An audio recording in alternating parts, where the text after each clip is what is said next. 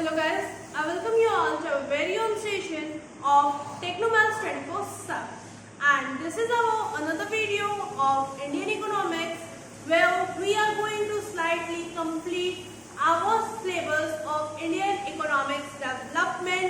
This is the second last chapter of Indian economics, which is environment and sustainable development. Okay, so we will complete this chapter in mostly 1 or 2 videos. So first of all, in this chapter, in this video, we are going to learn about what is environment, what are the importance of environment in our lives, and what are the we can say that problems are created by us. Means problem created by human beings in the environment, like environment degradation, ozone depletion, global warming, acid rain, biodiversity loss and environmental pollution. यानी कि जो human beings के through create की हुई problems है जो कि हमारे इन्वायरमेंट में अकर करती है, यहाँ पे हम उसको रीड करेंगे, प्लस हमारा इन्वायरमेंट होता क्या है, उसकी क्या क्या इम्पोर्टेंस है हमारी लाइफ में, हम इसे देखेंगे. ठीक है, तो सबसे फर्स्ट ऑफ ऑल इन्वायरमेंट होता क्या है. तो इन्वायरमेंट दो टाइप्स का होता है, बायोटिक और एबायोटिक. ठीक है, 2 टाइप्स का कंसिस्ट किया जाता है, बायोटिक एंड एबायोटिक. सो ये बायोटिक और एबायोटिक होता क्या है. बायोटिक मीन्स लिविंग,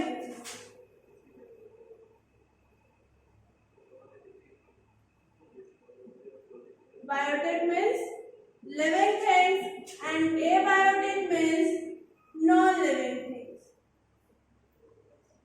ठीक है, बट लिविंग और नॉन लिविंग वो चीजें जो कि नेचुरल गिफ्ट है या गॉड गिफ्टेड है, हम कह सकते हैं हमारे रिसोर्सेज नेचुरल रिसोर्सेज है, मैन मेड रिसोर्सेज नहीं है. चाहे वो लिविंग हो या नॉन लिविंग हो, ऐसी चीजें जो नेचुरल रिसोर्सेज है वो हमारी क्या कहलाती हैं, एनवायरनमेंट. ठीक है, तो हमारा एनवायरनमेंट जो होता है वो 2 टाइप्स का होता है basically, biotic and abiotic. Biotic में हम क्या पढ़ते हैं, about the living things, and abiotic में हम पढ़ते हैं अबाउट नॉन लिविंग थिंग्स. ठीक है, अब हम आते हैं कि हमारे इन्वायरमेंट का क्या क्या इम्पोर्टेंस है हमारी लाइफ में, क्या क्या इम्पोर्टेंस है हमारी कह सकते हैं एक तरह से हेल्थ केयर के लिए भी. क्यों? क्योंकि इन्वायरमेंट हमारे हेल्थी लाइफ के लिए भी बहुत एसेंशियल है. Okay, so first of all supply resources. Supply resources means supply, जो हमारा इन्वायरमेंट है वो क्या करता है, कई तरह की रिसोर्सेज को सप्लाई करता है. कैसे? जैसे कि हम कह सकते हैं ट्रीज.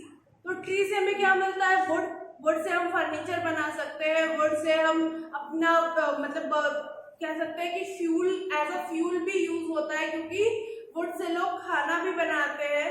ठीक है, तो यानी कि ये जो हमारा एनवायरनमेंट है ये सप्लाई सोर्स भी है. हमको अपना जो कोल है ये भी कहाँ से मिलता है, एनवायरनमेंट से मिलता है. पेट्रोलियम एनवायरनमेंट से मिलता है, सोलर एनर्जी, विंड एनर्जी, यानी कि ये बहुत सारी रिसोर्सेज का जो है सप्लायर भी है.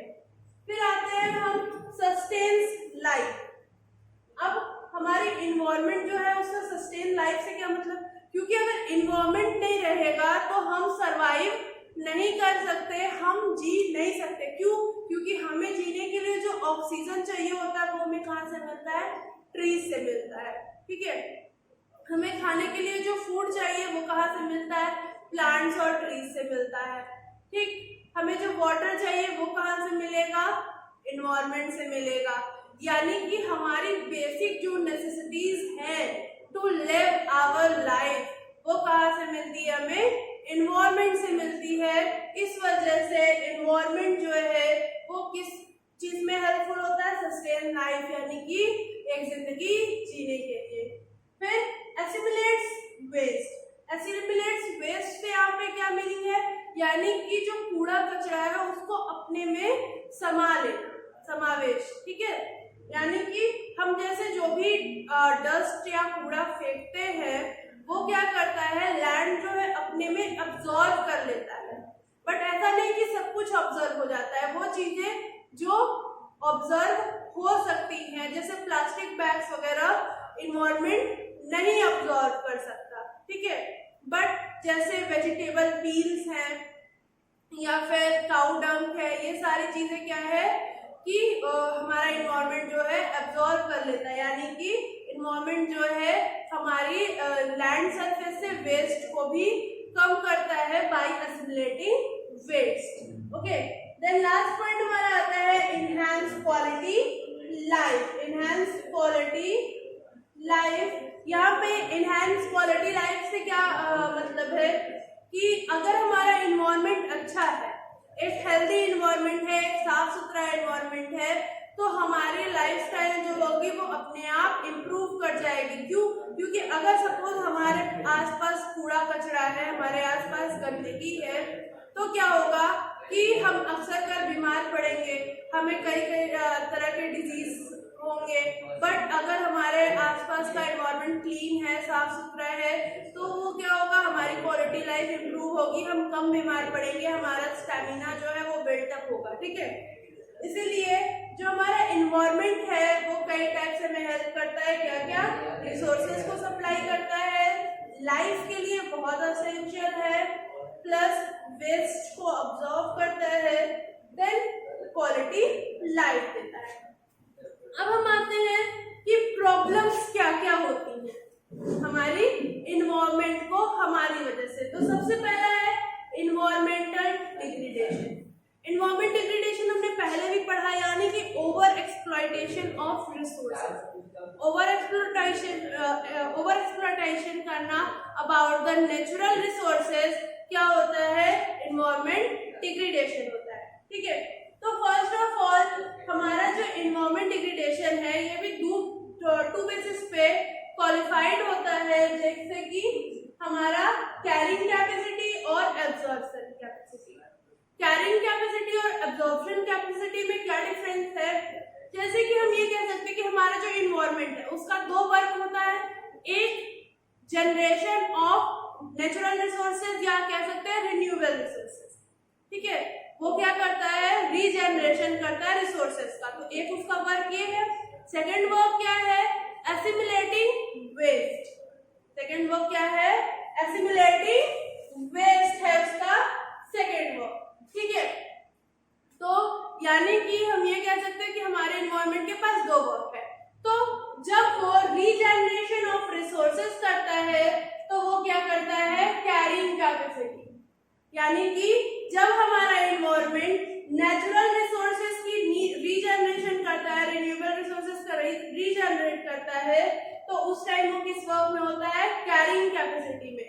और जब हमारा इन्वायरमेंट एसिमिलेशन ऑफ वेस्ट करता है, यानी कि जब वो वेस्ट को अपने अंदर समाता है, समावेश करता है, तो उस टाइम वो क्या करता है, एब्जॉर्प्शन कैपेसिटी। वो क्या कहलाती है, एब्जॉर्प्शन कैपेसिटी कहलाती है।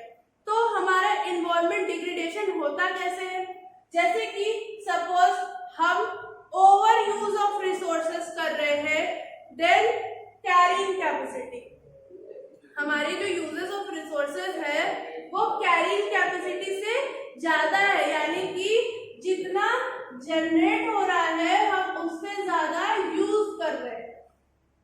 जनरेट कितना हो रहा है, इतना, यूज कितना कर रहे हैं, इतना। तो इससे क्या होता है, इन्वायरमेंट डिग्रेडेशन।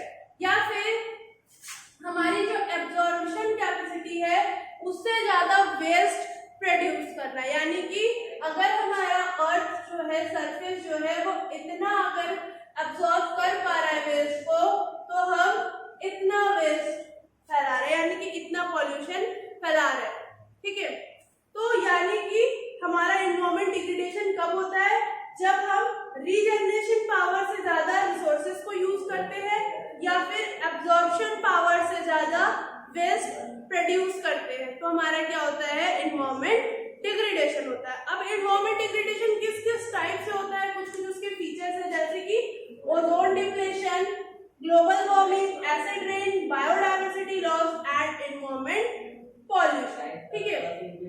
तो सबसे पहले हम ये देखते हैं कि ओजोन डिप्लेशन क्या होता है, व्हाट इज ओजोन डिप्लेशन। तो ओजोन लेयर सबने सुनी होगी। ओजोन लेयर वो लेयर है जो कि हमें सन की हार्मफुल रेजेस से प्रोटेक्ट करती है। क्यों? क्योंकि अगर सन की डायरेक्ट रेज हमारे बॉडी पे पड़ेगी तो हम किससे सफर करना पड़ेगा? स्किन कैंसर और मेनी अदर डिजीज से सफर करना पड़ेगा।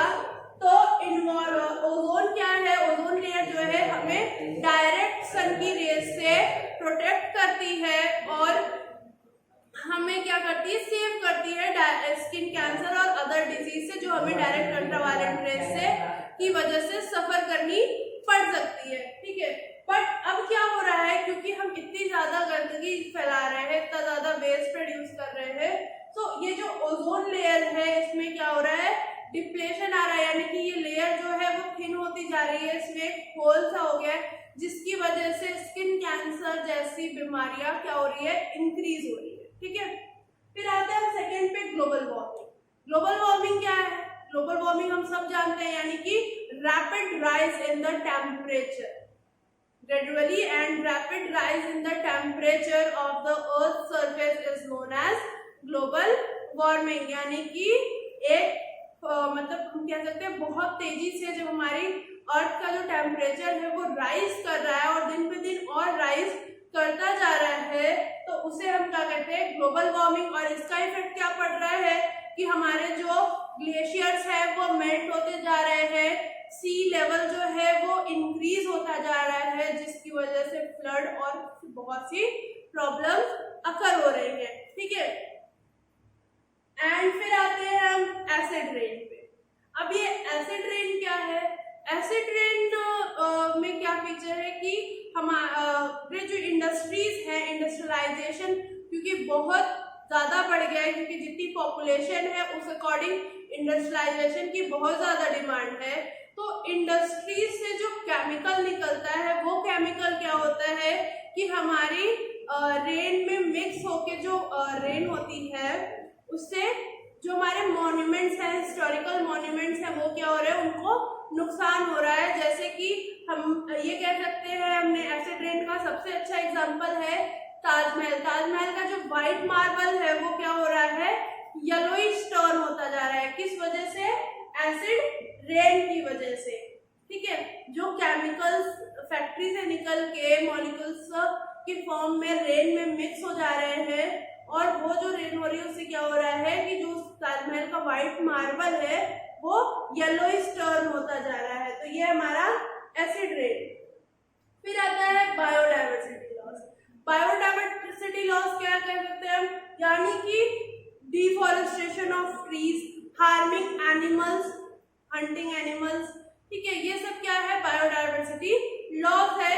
प्लस एक और वजह है बायोडाइवर्सिटी लॉस की, यूजिंग ऑफ केमिकल फर्टिलाइजर्स। बहुत ज्यादा केमिकल फर्टिलाइजर्स और पेस्टिसाइड्स यूज करने से भी क्या होता है कि हमारे लैंड की फर्टिलिटी कम हो जाती है, तो प्लांट की ग्रोथ कम हो जाती है। प्लस हम उसी फूड को, हम उसी चीजों को खाएंगे तो क्या होगा? हमारे लिए भी वो नुकसानदायक है। हमारी क्या होगी?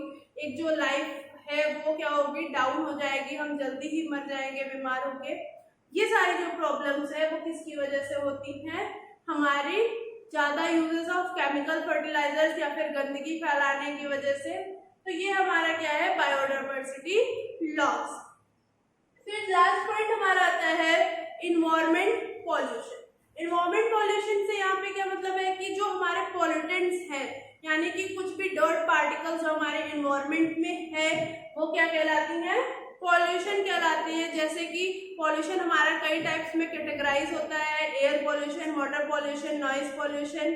ठीक है, तो ये सारी हमारी क्या है कि वेज ऑफ पॉल्यूशन है। एयर पॉल्यूशन जो हम स्मोक से या फिर व्हीकल से जो स्मोक निकलता है, उन सारी चीजों से जो होता है, फैक्ट्री की चिमनी से जो स्मोक निकलता है उससे हमारा क्या होता है? Air pollution. प्लस हम जो वेस्ट डंप कर देते हैं in the river, in the water, वो क्या होता है? उससे हमारा वाटर पॉल्यूशन होता है। या फिर जो हम पानी में ही अपनी गाय भैंस को वॉश करते हैं, क्लोथ्स को वॉश करते हैं, उससे हमारा क्या होता है? वाटर पॉल्यूशन होता है। देन लैंड पॉल्यूशन हम सब जानते हैं, कूड़ा कचरा फेंकने से लैंड पॉल्यूशन हो गया। नॉइज पॉल्यूशन जो व्हीकल्स की हैवी वॉइस होती है, बहुत हार्मफुल वॉइस होती है, लाउड वॉइस होती है, वो क्या होती है, हमारी नॉइज पॉल्यूशन क्रिएट करती है। ठीक है, तो ये था हमारा ये वीडियो जिसमें हमने ये देखा कि इन्वायरमेंट क्या होता है, इन्वायरमेंट की क्या क्या इम्पोर्टेंस है हमारी लाइफ में, प्लस इन्वायरमेंट जो है उसको हम किस किस तरह से हार्म कर रहे हैं, एनवायरमेंट डिग्रेडेशन कैसे हो रहा है। ठीक है, अब हम अपनी नेक्स्ट वीडियो में पढ़ेंगे about the sustainable development and objective and achievement of sustainable development. Till then keep watching and